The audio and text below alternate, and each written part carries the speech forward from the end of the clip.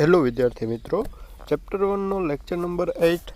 આ લેક્ચરની અંદર આપણે ઘણા બધા વિદ્યુત ભારો વચ્ચે જે લાગતા બળો માટેનો જે સંપાતપણાનો નિયમ છે એનો ઉપયોગ કરી અને આપણે પરિણામી બળ, કોઈ એક વિદ્યુત ભાર ઉપર લાગતું પરિણામી બળ મેળવવાનું છે.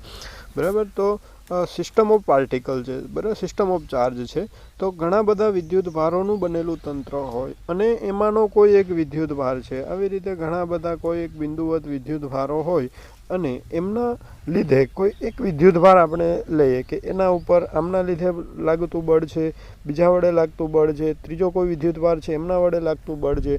એ બધું જ બળોનો પરિણામી બળનો જે સંપાતપણાનો નિયમ છે એ ઉપયોગ કરી અને આપણે સમીકરણ મેળવવાના છે. તો શરૂઆતમાં આપણે બે વિદ્યુત ભારો લેશું. બે વિદ્યુત ભારો વચ્ચે લાગતા પરસ્પર વિદ્યુત બળ કુલમ્બના નિયમ વડે અપાય છે કે જે આગળના લેક્ચરમાં આપણે જોયું છે કે બે બિંદુવત વિદ્યુત ભારો હોય એમની વચ્ચે લાગતા બળો માટે કુલમ્બનો નિયમ બંને સદિશ તરીકે પણ રજૂઆત કરેલી છે અને માત્રાત્મક રીતે પણ રજૂઆત કરેલી છે અને મૂલ્ય તરીકે પણ વાત કરેલી છે અને વેક્ટર ફોર્મમાં પણ આપણે દર્શાવેલું છે. હવે જ્યારે આસપાસ એક નહીં પણ ઘણા બધા વિદ્યુત ભારો હોય ત્યારે કેવી રીતે ગણવું, એટલે કે કોઈ એક વિદ્યુત ભાર જ હોય તો આપણે આગળ જોયું કે એના ઉપર પરિણામી બળ છે એ કેવી રીતે આપણે લઈ શકીએ અને કઈ દિશામાં લાગે છે. બે સમાન સજાતીય વિદ્યુત ભાર હોય તો વિરુદ્ધ દિશામાં બળો લાગતા હોય અને જોડતી રેખા પર જ બળ લાગે અને વિરુદ્ધ દિશામાં બળ લાગતા હોય અને બંને વિજાતીય પ્રકારના વિદ્યુત ભારો હોય તો એમના ઉપર આકર્ષણ પ્રકારનું બળ અને એમની જોડતી રેખા ઉપર જ લાગે છે. એ બધી બાબત આગળના લેક્ચરમાં આપણે ડિસ્કશન કરી ગયા. તો હવે શૂન્યાવકાશમાં રહેલા, અહીંયા આપણે ફ્રી સ્પેસ જ લેવાની છે. શૂન્યાવકાશમાં n વિદ્યુત ભારો હોય એટલે કે Q1, Q2, Q3 એવી રીતે Qn વિદ્યુત ભારો રહેલા છે. તો એનું એક તંત્ર વિચારવાનું છે અને Q1 પર Q2, Q3, Q4, Qn વિદ્યુત ભારોના લીધે લાગતું બળ કેટલું હશે એ બાબત અહીંયા આપણે મેળવવાની છે. યાદ રાખજો મિત્રો કે Q1 વિદ્યુત ભાર ઉપર બળ લગાડવાનું છે. Q1 વિદ્યુત ભાર ઉપર કોના લીધે લાગે છે તો કે બાકીના બધા જ વિદ્યુત ભારોના લીધે.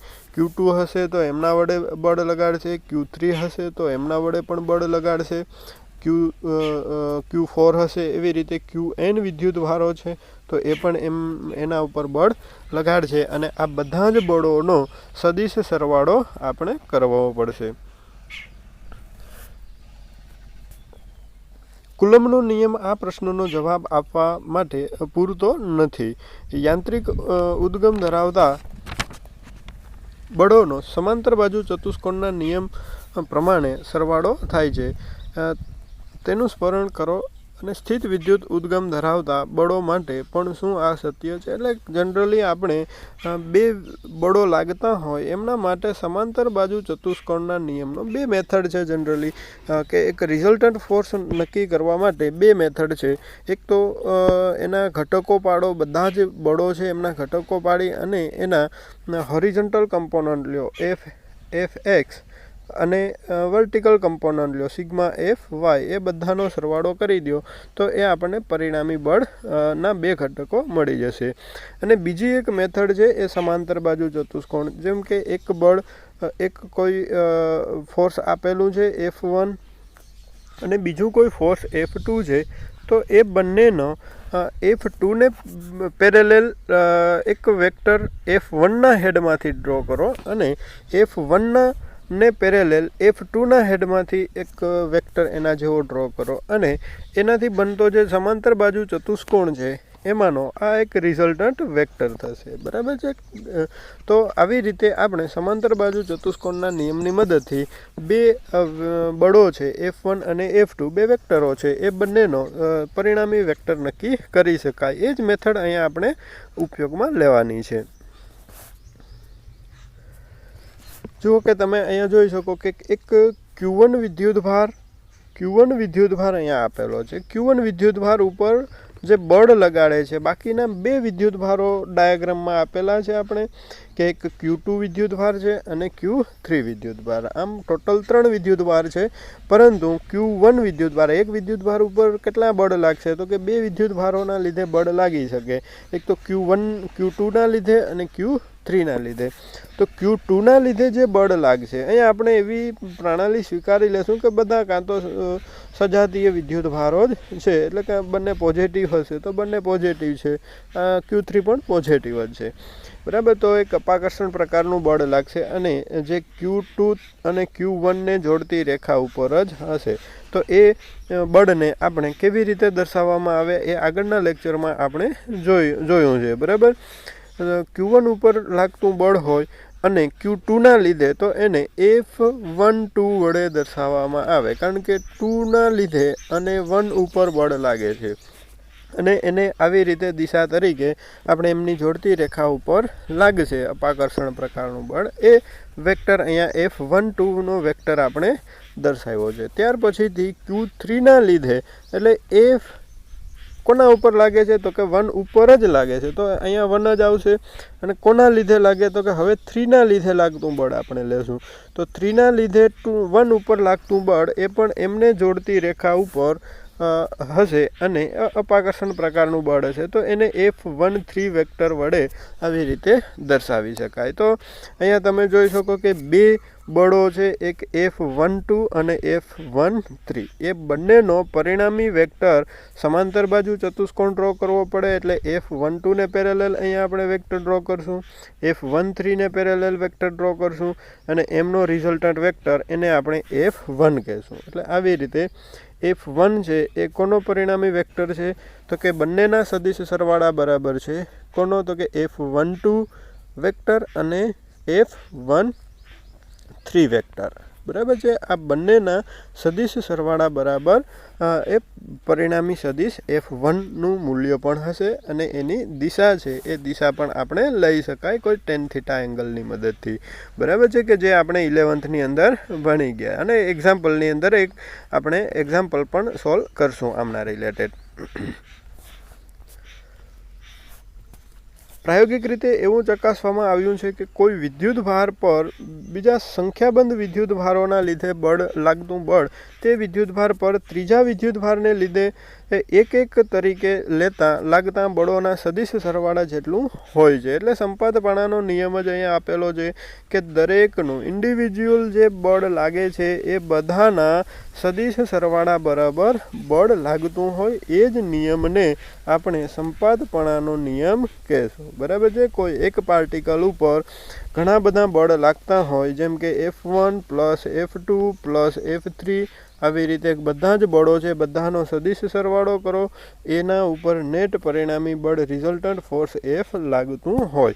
આ બાબત યાદ રાખજો, એટલે એને જે સંપાતીપણાનો નિયમ કહી શકાય. આ ખ્યાલને વધુ સારી રીતે સમજવા માટે આકૃતિ 1.8a જે હમણાં આપણે જોઈ એ જ ફિગરની અહીંયા વાત કરી છે. દર્શાવ્યા મુજબ 3 વિદ્યુતભારો Q1, Q2 અને Q3 તંત્રનો વિચાર કરો અને એના સ્થાન સદિશો પણ આપણે જોયા કે R1, R2, R3, R3 એના સ્થાન સદિશો છે, R1, R2 અને R3. વિદ્યુતભાર Q1 પર બીજા બે વિદ્યુતભાર એટલે Q2 અને Q3ના લીધે લાગતા બળ વિદ્યુતભાર વડે લાગતા બળોનો સદિશ સરવાળો કરવાથી મળે છે. જે લાગતું બળ છે એ દરેક વિદ્યુતભાર વડે લાગતા બળના સદિશ સરવાળા, એટલે બે બળ છે અહીંયા, એક F12 અને બીજું બળ છે F13, એ બંનેનો સદિશ સરવાળો કરવાનો છે. આમ Q2 પર Q1ને લીધે લાગતા બળને F12 વડે દર્શાવશું અને જે એ સમીકરણ F12 આ નીચે મુજબ આપી શકાય છે. સમીકરણ અહીંયા આપણે જોઈ શકીએ, બરાબર છે. F12નું સમીકરણ કેવી રીતે લઈ શકાય? તો કે 1/4πε0 into Q1 Q2 divided by R12² into R12 આ દિશા દર્શાવે છે અને આ એનું મૂલ્ય છે, બરાબર. આ R12 એટલે કે 2 થી 1 ની દિશામાંનો એકમ સદિશ છે। અહીંયા Q2 વિદ્યુતભાર છે, અહીંયા Q1 વિદ્યુતભાર છે। તો Q2 થી Q1 ની દિશામાંના એકમ સદિશને આપણે R12 કેરેટ વડે દર્શાવશું। યાદ રાખજો મિત્રો કે R12 અને R21 આ બંનેમાં ખાસ ભૂલાય નહીં, એ સંજ્ઞા પ્રણાલી આપણે સ્વીકારેલી છે, બરાબર।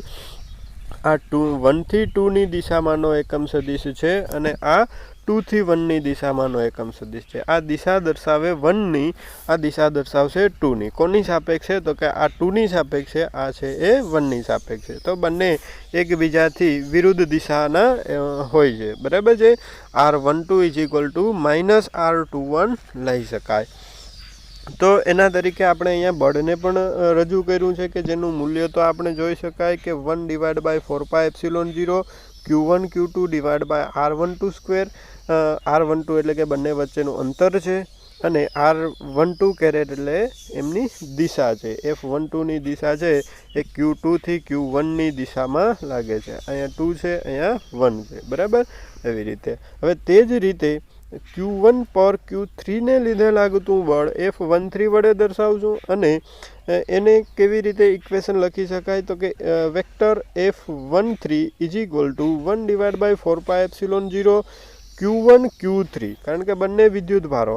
હવે અહીંયા આપણે પાસે Q1 અને Q3 વિદ્યુતભારની ઇન્ડિવિજ્યુઅલ વાત કરવાની છે। પહેલાં Q2 અને Q3 આ બંનેની પેરની વાત કરેલી છે અને હવે Q1 અને Q3 પેરની વાત કરી છે।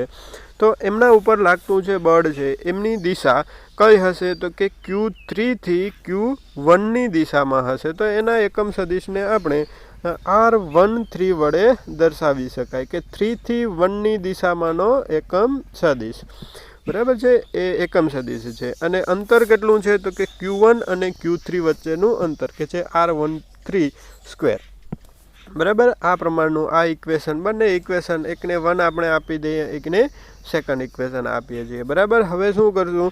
તો કે બંને વેક્ટરો જે આપેલા છે અહીંયા, એ બંને બળોનો સદિશ સરવાળો કરવાનો છે। તો પરિણામી બળ F પણ F1 આપશું આપણે, કારણ કે 1 વિદ્યુતભાર ઉપર બળ, Q1 વિદ્યુતભાર ઉપર બળ લાગે છે। તો F1 = સદિશ F12 પ્લસ સદિશ F13, આ બંનેનો સદિશ સરવાળો લેવાનો છે। તો એ બંને ઇક્વેશનનો અહીંયા આપણે સદિશ સરવાળો જ આપીએ કે આગળની સ્લાઇડમાં જોઈએ। જો બીજા વિદ્યુતભાર Q2 હાજર હોવા છતાં Q1 પર Q3 વડે લાગતું કુલંબ બળ જ છે એ હાજર હોવા છતાં આપણે પહેલાં ઇન્ડિવિજ્યુઅલ લેશું અને પછી એનો સદિશ સરવાળો કરી દઈશું। આમ જે Q1 પરનું Q2 અને Q3 ને લીધે લાગતું બળ F1 એટલે આ પરિણામી બળ છે બંનેનું, બરાબર છે। અહીંયા વેક્ટર, બધામાં વેક્ટર આપવી જરૂરી છે। Vector F1 = vector F12 plus vector F13, બંનેનો સદિશ સરવાળો છે। તો આગળના સમીકરણ 1 અને 2 એ બંનેની વેલ્યુ અહીંયા મૂકી દઈએ તો આ જે બળ છે એ F12 બળ છે અને આ જે છે એ F13 બળ છે, બરાબર છે। એ બંનેનો સદિશ સરવાળો છે। બળની ઉપરની ગણતરી 3 કરતાં વધુ વિદ્યુતભારના તંત્ર માટે પણ વ્યાપક રીતે 1.8b માં દર્શાવ્યો છે। એ ફિગર જોઈએ હમણાં આપણે। જો આ જે ફિગર આપેલી છે ઘણા બધા વિદ્યુતભાર, અત્યાર સુધી આપણે જે ફિગર એની અંદર જે ડાયાગ્રામ જોયો એમાં 2 વિદ્યુતભારની જ વાત કરેલી, એટલે 3 વિદ્યુતભાર હતા અને કોઈ એક વિદ્યુતભાર ઉપર બળ લાગતા હતા, તો 2 બળો લાગતા હતા, F12 અને F13। પરંતુ જો ઘણા બધા વિદ્યુતભાર છે, અહીંયા તમે જોઈ શકો કે એક Q1 વિદ્યુતભાર વચ્ચે આપેલો છે અને Q1 વિદ્યુતભાર ઉપર ઘણા બધા વિદ્યુતભારોના લીધે બળ લાગે છે। તો અહીંયા Q2 વિદ્યુતભાર છે, બરાબર છે, અહીંયા Q3 વિદ્યુતભાર છે, Q4 વિદ્યુતભાર છે, Q5 વિદ્યુતભાર છે। એ બધાના લીધે લાગતા બળો ને અહીંયા આપણે દર્શાવેલા છે। પહેલાં આપણે જોઈએ કે Q2 ને લીધે Q1 ઉપર લાગતું બળ, જો એને જોડતી રેખા ઉપર, બરાબર છે, F12 આપેલો છે અહીંયા। ત્યાર પછીથી Q3 ના લીધે Q1 ઉપર લાગતું બળ, એ પણ એને જોડતી રેખા ઉપર જ અને F13 વડે દર્શાવેલું છે। એવી જ રીતે Q4ને લીધે Q1 ઉપર લાગતું બળ એ પણ એમને જોડતી રેખા ઉપર અહીંયા આપેલું છે કે જે F14 વડે દર્શાવેલું છે. અને ત્યાર પછીથી Q5ને લીધે લાગતું બળ Q1 ઉપર એ પણ એમને જોડતી રેખા ઉપર જ અને એને F15 વડે દર્શાવેલું છે. હવે અહીંયા કેટલા બળો થશે તો કે એક F12 છે, F13 છે, F14 છે, F15 છે. તો કુલ ટોટલ 4 અહીંયા ફોર્સ આપેલા છે. પરંતુ જો Qn વિદ્યુત ભારો આવી રીતે હોય કે અહીંયા હું એક Qn નંબરનો વિદ્યુત ભાર મેં લીધેલો છે, તો એના વડે Q1 ઉપર લાગતું બળ તો એને આપણે દર્શાવશું F1n, એટલે કે n નંબરના વિદ્યુત ભારને લીધે 1 ઉપર લાગતું વિદ્યુત બળ છે. બરાબર. એવી રીતે જેટલા પણ વિદ્યુત ભારોના તંત્ર હોય એ બધાનું ઇન્ડિવિજ્યુઅલ ફોર્સ અહીંયા આપણે લેવું પડશે. દરેક ઇન્ડિવિજ્યુઅલ ફોર્સ લેતું જવાનું છે. જેટલા પણ વિદ્યુત ભારો હોય એ બધાને લીધે લાગતા બળો લઈ અને એ બધાનો સદિશ સરવાળો કરવાનો થશે.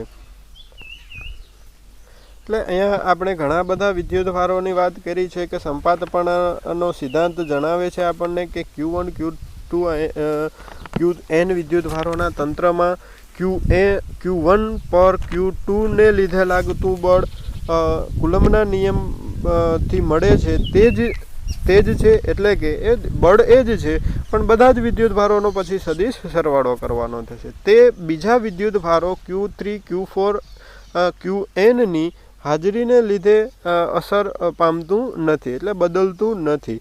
એ બળ બદલતું ના હોય પરંતુ પરિણામી બળ બદલતું હોય, પણ એક ઇન્ડિવિજ્યુઅલ ફોર્સ છે એ બદલતું ન હોય. F12 ફોર્સ તો એટલું જ રહે.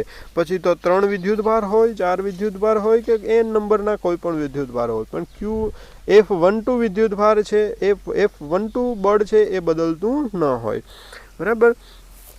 તો Q1 પર બીજા બધા વિદ્યુત ભારોને લીધે લાગતું કુલ બળ F1 એ કોનો સદિશ સરવાળો કીધો છે અહીંયા તો કે F12, F13, F1n, એટલે કે 2ના લીધે 1 ઉપર લાગતું બળ, 3ના લીધે 1 ઉપર લાગતું બળ, એવી રીતે આગળ જઈએ તો 4ના લીધે 1 ઉપર F14, એવી રીતે Qn વિદ્યુત ભારને લીધે Q1 વિદ્યુત ભાર ઉપર લાગતું બળ, એ બધા બળોનો સદિશ સરવાળાથી આપણને પરિણામી બળ F1 મળે છે. F1 એટલે 1 નંબરના વિદ્યુત ભાર ઉપર લાગતું બળ. તો અહીંયા સદિશ સરવાળો આપી દીધેલો છે કે F1 = F12 + F13 + F14 + F1n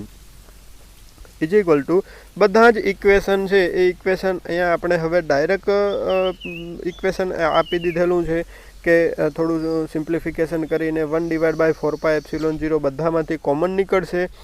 પછી આ પહેલું બળ છે F12 કે જે અહીંયા તમે જોઈ શકો.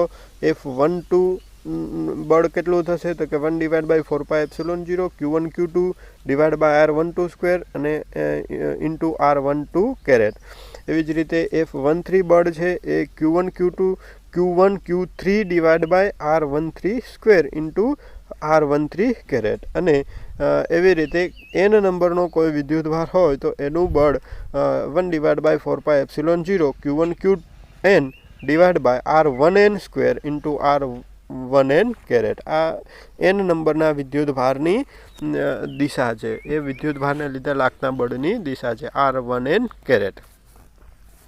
સદિશ સરવાળો સામાન્ય રીતે સમાંતર બાજુ ચતુષ્કોણના નિયમ પરથી મેળવાય છે. સમગ્ર સ્થિત વિદ્યુતશાસ્ત્ર એ મૂળભૂત રીતે કુલમ્બના નિયમ અને સંપાતપણાના સિદ્ધાંતનું પરિણામ છે. એટલે આપણે મોટાભાગે સમાંતર બાજુ ચતુષ્કોણનો જ ઉપયોગ કરશું. બરાબર. 2-3 વિદ્યુત ભાર હોય તો 1 by 1 બળો લેતા જશું. 2 વિદ્યુત બળો હોય એને લઈ અને પછીથી એમનો સદિશ સરવાળો કરતા જશું. જે પરિણામી બળ મળે એનો પછી ચોથા કોઈ બળ સાથે ફરી પાછો સમાંતર બાજુ ચતુષ્કોણ લાગુ પાડી અને પરિણામી બળ મેળવશું.